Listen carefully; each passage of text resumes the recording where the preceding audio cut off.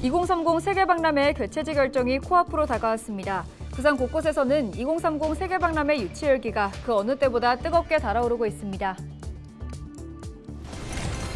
지난 6월 분산에너지법이 국회를 통과하면서 원전 밀집 지역인 부산에서 전기요금 차등 적용안을 마련하기 위한 토론회가 열렸습니다. 지난 2021년 방사선 비상계획구역이 30km까지 확대됐는데 관련 예산을 지원받지 못한 지자체의 반발이 커지고 있습니다. 비상계획구역에 새롭게 포함된 23개 지자체가 협의체까지 구성했습니다. 부산 해운대에서 내리 3선을 연임한 하태경 의원이 내년 총선 서울 출마를 선언했습니다.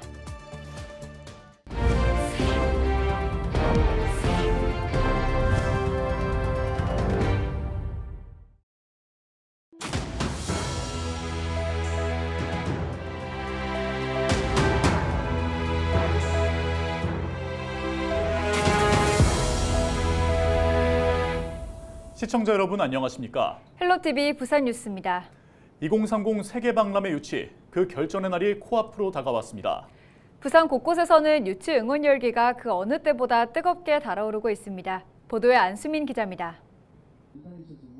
엑스포 유치, 꿈은 이루어진다는 문구가 하늘로 떠오릅니다. 넓은 잔디광장에는 엑스포라는 글자가 새겨졌습니다.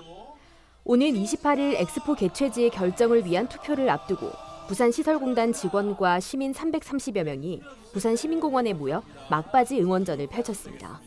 2030 부산 엑스포를 유치하기 위해서 온 시민과 국민들이 지금 열망을 가지고 유치운동을 벌이고 있습니다. 이제 엑스포 결정이 얼마 남지 않았습니다. 분명히 유치될 것이고 저희들은 확신합니다. 꼭 우리 부산에서 2030 엑스포가 개최되고 성공됐으면 좋겠습니다. 성공을 기원합니다. 2030 세계 엑스포 부산에서 꼭 성공리에 유치하여 대한민국이 세계에서 가장 우뚝산 나라가 되기를 기원하겠습니다. 화이팅입니다. 해운대 해수욕장에는 엑스포 유치를 염원하는 초대형 열기구가 떠올라 시민들의 눈길을 사로잡았습니다.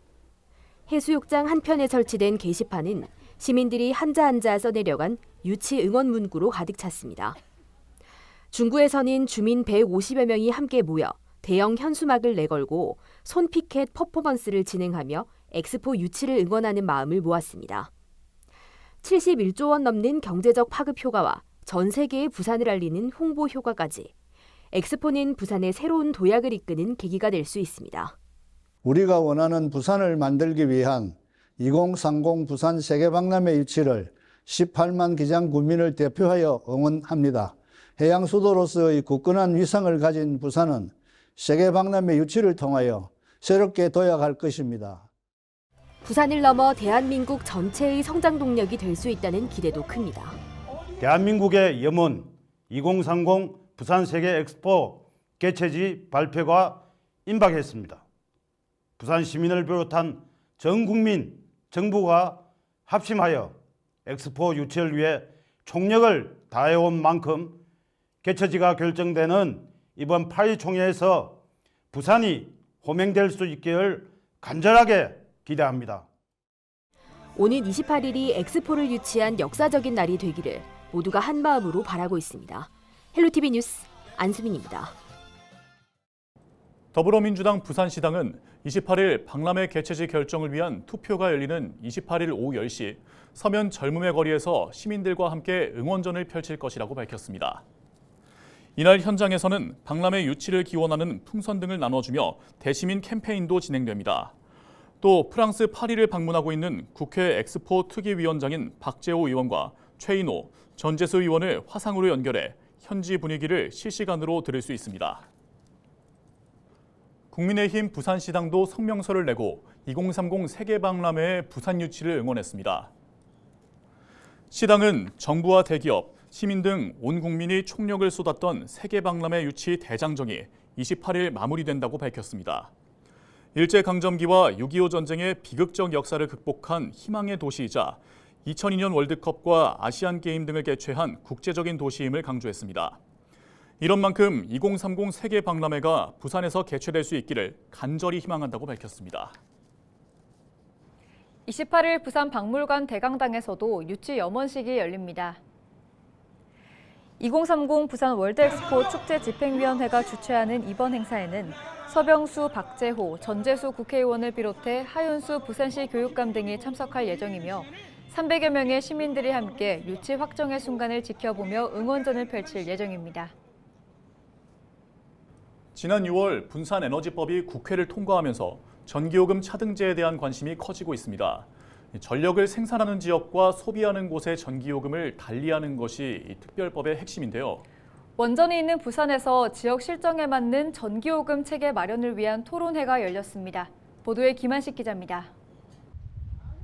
수십만 제곱미터 부지에 각종 건물이 들어서 있고 주변에는 초고압 송전선로가 마치 거미줄처럼 얽혀 있습니다.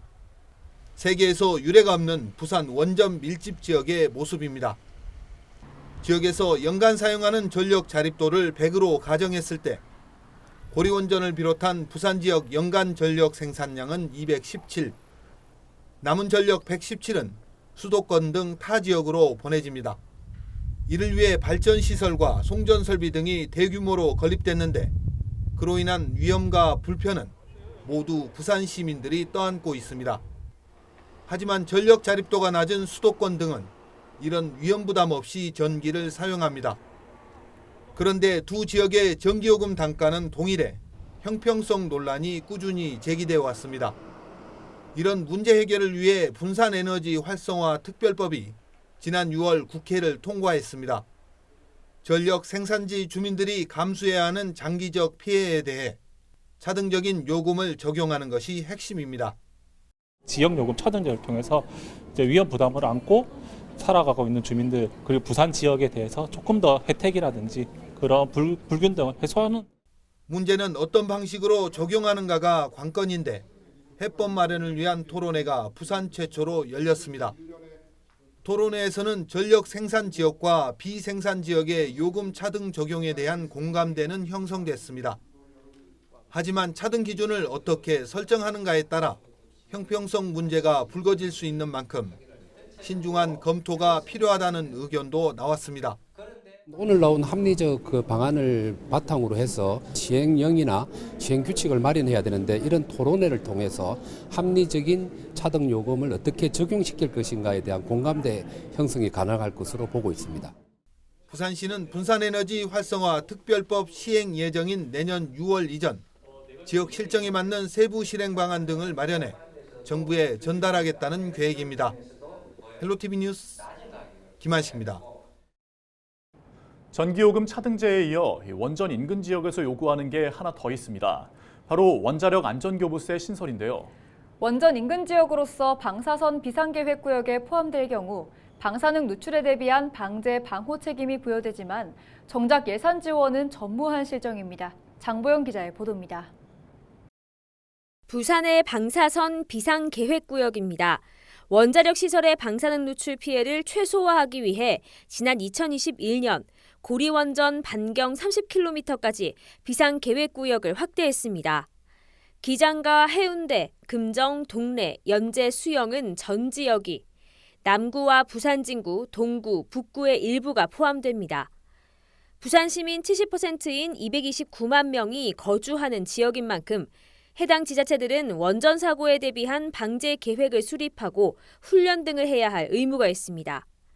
하지만 원전 지원금을 받는 기장 장안과 일광의 21개 마을을 제외하고 주민 안전을 대비하기 위한 예산은 전무한 실정입니다.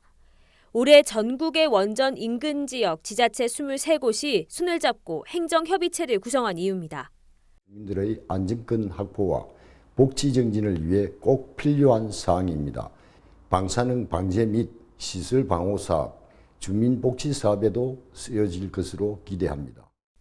행정협의회의 최종 목표는 원자력 안전교부세 신설, 원전 소재지로 지원금을 받고 있는 기장, 울진 등 5개 기초지자체를 제외한 방사선 비상계획구역 내 인근 23개 지자체 예산을 지원하는 겁니다. 지난해 해당 법안이 국회에 발의됐지만 아직 풀이 중입니다. 행정협의회는 그동안 국회 정책토론회를 비롯해 성명서, 주민 서명운동 등을 이어왔다며 앞으로도 원자력 안전교부세의 타당성을 알리는 홍보에 집중할 계획입니다.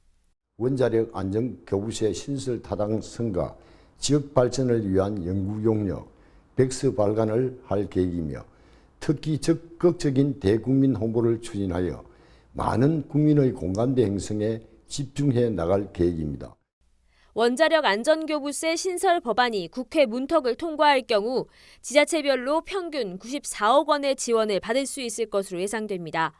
원전 위험을 감수하고 방제 책임을 이어가는 지자체들의 예산 확보 요구가 받아들여질 수 있을지 주목됩니다.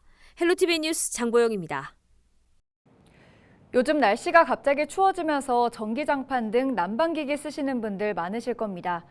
전기장판은 전기를 이용해 열을 발생시키는 만큼 자칫하면 화재로 이어질 수도 있다고 합니다. 정승환 기자가 보도합니다. 새까맣게 탄 집기가 어지럽게 뒤엉켜 있습니다. 지난 18일 경남 거제의 한 아파트에서 불이 나 70대 남성 1명이 숨졌습니다. 불은 전기장판에서 시작된 것으로 추정됩니다. 이에 앞서 지난 14일 경기 부천의 한 아파트에서도 전기장판 화재로 주민 60여 명이 대피했습니다. 최근 3년 동안 전기장판이나 전기담요 등으로 인해 발생한 화재는 모두 663건, 연평균 200건 안팎의 화재가 발생하고 있는 건데 이로 인해 매년 수십 명의 사상자와 10억 원 이상의 재산 피해가 발생했습니다. 매년 겨울철이면 전기장판으로 인한 화재가 반복적으로 발생하고 있는데요. 그 위험성을 열화상 카메라를 활용해 실험해봤습니다. 전원을 켠 후 얼마 지나지 않은 전기장판의 온도는 30도 안팎, 10여 분 뒤 온도는 50도까지 올랐습니다. 이때 접힌 부분과 접히지 않은 부분의 온도차는 20도가 넘습니다. 화재를 예방하기 위해선 장판을 접어 사용하거나 라텍스와 같이 불이 잘 붙는 재질의 침구류와 함께 사용하면 안 됩니다. 두꺼운 이불보다는 얇은 이불을 이용하고 외출 시에는 전원을 끄는 것도 중요합니다. 전기장판 사용 시에 두꺼운 매트릭스나 두꺼운 이불을 덮어놓게 되면 열이 빠져나가지 못하고 축적되기 때문에 화재 위험성이 있어서 사용하지 않을 때는 전원 코드를 뽑아 놓거나 장시간 사용하지 않고 잠깐 껐다가 다시 사용하는 식으로 사용하면 조금 안전하게 사용할 수 있습니다. 또 보관할 땐 장판을 접지 말고 돌돌 말아 보관하거나 무거운 물건을 올려놓지 않아야 다음번에 안전하게 사용할 수 있습니다. 최근 아침 최저기온이 영하로 떨어지는 등 본격적인 추위가 시작된 가운데 겨울철 난방기기 이용에 각별한 주의가 필요해 보입니다. 헬로티비 뉴스 정승환입니다. 해운대에서 삼선 연임한 하태경 국회의원이 내년 총선은 서울 종로구에 출마하겠다고 선언했습니다. 하 의원은 27일 오전 국회에서 기자회견을 열고 종로 사수 없이 수도권 승리는 없다며 국민의힘의 수도권 승리 견인차가 되겠다고 밝혔습니다. 서울 출마를 결심한 이유에 대해서는 국민의힘이 수도권 정당으로 거듭나야 한다는 소신 때문이라고 말했습니다. 원희룡 국토교통부 장관이 월평과 좌천을 연결하는 도시철도 정관선을 책임지고 빠른 시일 내에 개통하겠다고 밝혔습니다. 27일 오후 부산을 방문한 원희룡 장관은 정동만 국회의원과 부산시 기장군 관계자와 동행한 가운데 정관선이 시작되는 좌천역에서 현장 브리핑을 받았습니다. 원 장관은 정관 신도시가 동남권의 미래형 도시가 될 수 있도록 노력하겠다고 밝혔습니다. 광역철도나 KTX로 연결되는 걸 빨리 만들어야 되는 거예요. 지금이 어찌 보면 늦었다고도 볼 수 있는데 늦었을 때가 제일 빠른 때니까 지금부터 서둘러 가지고 또 우리 6년 뒤에는 서울이랑도 연결되고 서면이랑도 연결되고 또 울산, 또 양산 바로바로 좀 연결될 수 있게. 브리핑 현장에서는 정관선 추진을 촉구하는 주민 40여 명이 현수막을 들고 나오기도 했습니다. 이외에도 금정구 회동동과 해운대 송정을 잇는 반송터널의 조기 개통 점검과 함께 허그발 전세 사기 피해자 지원과 관련된 주택도시보증공사의 현장 설명도 이어졌습니다. 지난달 중구와 영도구에서 훼손된 정당 현수막이 발견된 가운데 수영구에서도 한 정당 현수막이 얼굴 부분에 구멍이 뚫린 채 발견됐습니다. 해당 현수막은 수영구 망미동의 한 아파트 앞에 설치된 더불어민주당의 수능 응원 메시지로 지역위원장의 얼굴 부분만 훼손되어 있었습니다. 경찰에 고발장을 제출한 민주당 관계자는 총선을 앞두고 여러 정당 현수막이 걸릴 예정인 만큼 예방과 경고 차원에서 고발하게 됐다고 밝혔습니다. 이어서 날씨 전해드립니다.